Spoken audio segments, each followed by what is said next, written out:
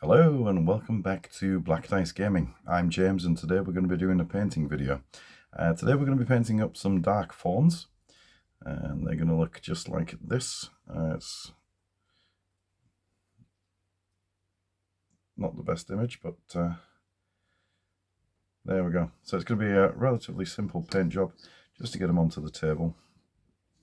We've done 4 of them and they look absolutely amazing. I hope you think so too. So please stick around, watch the video, and I'll catch you at the end.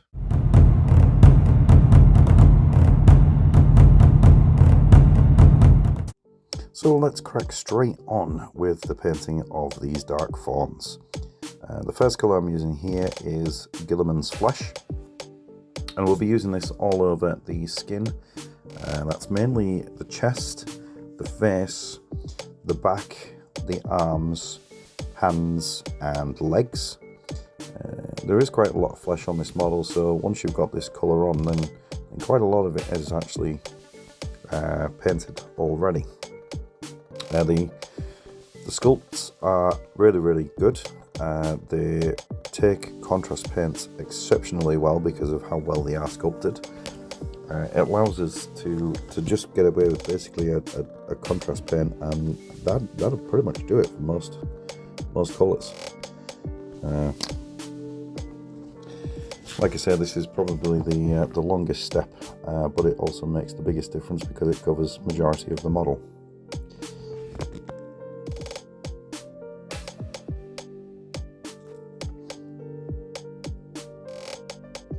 The way it runs into the fingers as well makes them really pop, makes them stand out.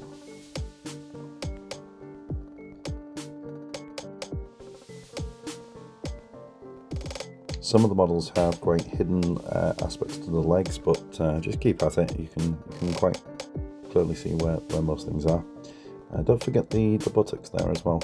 They're quite difficult to spot, but they do make all the difference, and they should be flesh coloured. Okay, that's the flesh done. So moving on to the next step, we used snakebite leather, and we used that on all the hair that is around its head and that runs down the spine. I use this because it is quite a light brown. Works really well against the colour of the skin. You don't want anything too dark on such small models. It will kind of flood the detail. You want it to stand out. Again, this being the second main colour of the model, it's a lot of coverage. It will cover quite a lot of the majority of the model in just these 2 colours.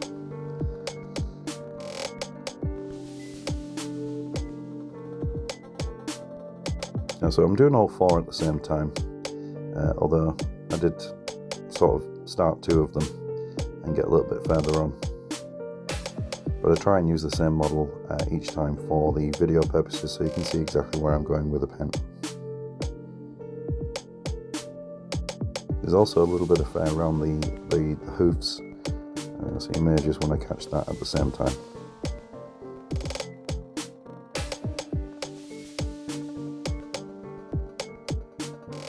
All I've done to the base as well is I've just stuck them on the base and used some PVA glue to put some sand on. This time I'm doing the hooves, and I used Basilicanum Grey for the hooves. I didn't want to use black, again working with a slightly lighter colour just to make them stand out. I also paint the noses in at this point, which I kind of regretted. It's up to you. They do have sort of like a dark snout on the pictures, but I wish I hadn't done that in the end.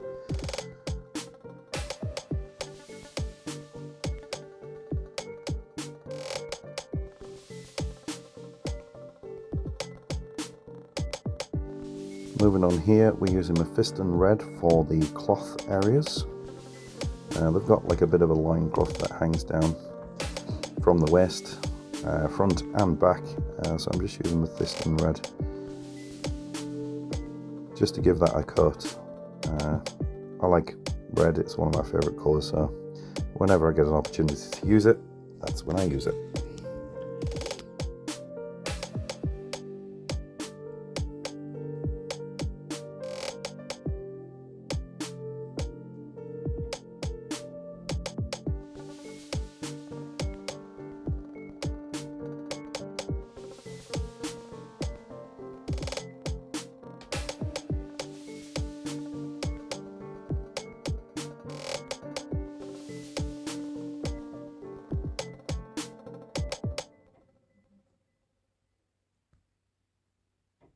Moving on now, we're going to be doing the metallic areas, and for that I'm using, bear with me, Iron Warriors, Iron Hands, yeah, Iron Hands.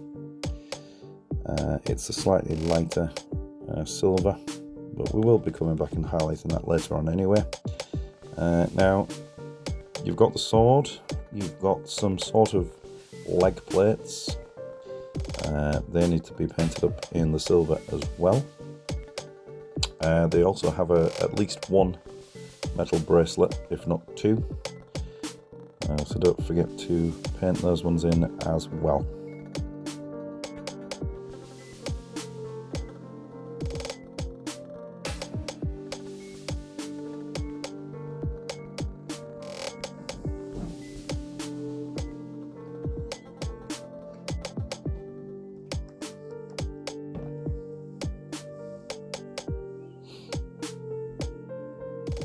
It's not a massive amount of the metallics here, but just enough.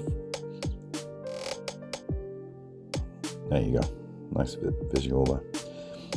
I was saying, because I'm painting in the handle now, and for that I used wildwood. It's definitely like a wooden stick sort of handle, and wildwood's a nice contrasting colour to use against the other brown that we've used, snakebite leather.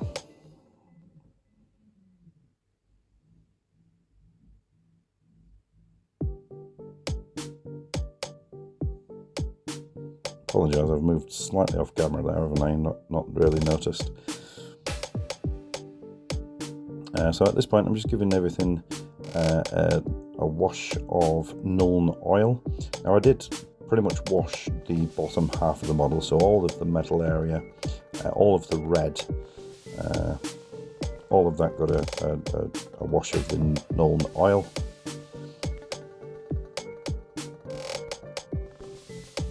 But like I say, we will be coming back and highlighting these back up again very, very soon.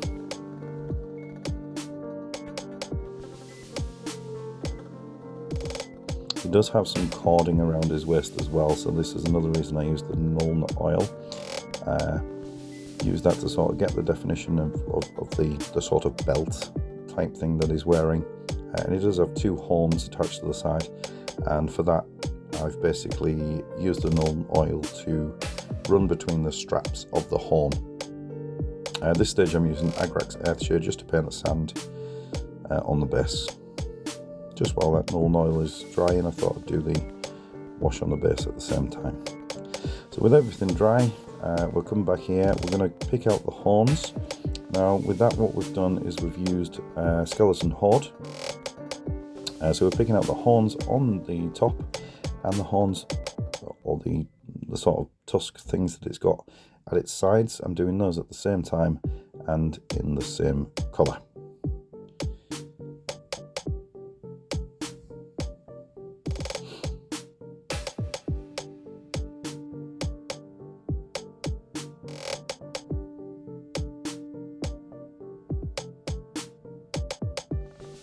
And what I'm doing now is I'm painting the sort of the decoration on the swords. They've got sort of like a, could be like a flame effect type of thing.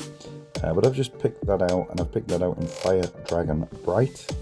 Again, using a nice light colour to sort of contrast the natural shades of the Dark Faun itself. And just be careful with this bit, it's a little bit tricky. But if you just run your edge of the brush, the tip of the brush along it, it should pick up on the raised areas.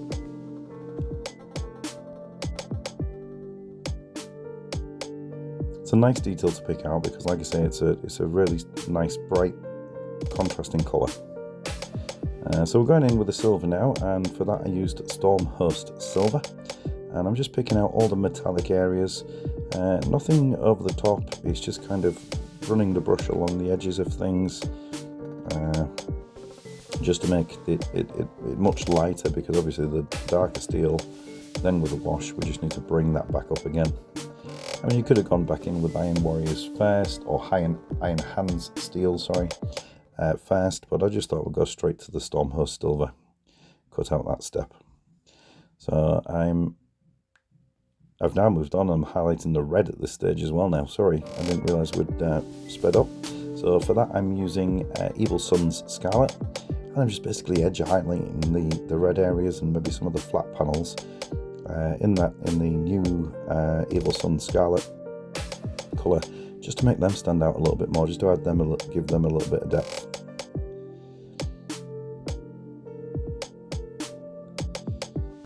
The red's one of the standout colours. You know, your eye seems to be drawn to it. The other colours being quite natural, you don't necessarily notice them so much.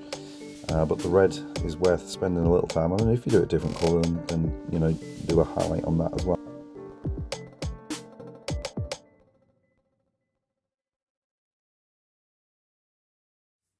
So there you go. It was pretty simple, pretty straightforward paint job, and this is the final result.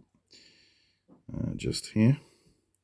All I've done is put sand on the bases, dry brush Baneblade Brown, followed by Ushati Bone, and then a nice little tuft in the corner there. So there's that one. There's another one. Spin them around. There we go. So really nice models to paint up. Really enjoyed painting them, and hope you do too. You should definitely check out the website. Definitely get yourself, I mean, you can buy 2 starter packs, and I think there's like nearly 100 miniatures in each starter pack. But it gives you a 600 point force in order to actually play the game. So yeah, check out the website and go and treat yourself to some 10mm miniatures. But that's it. Hope you've enjoyed. Please like and subscribe if you have, and hopefully I shall catch you in the next one.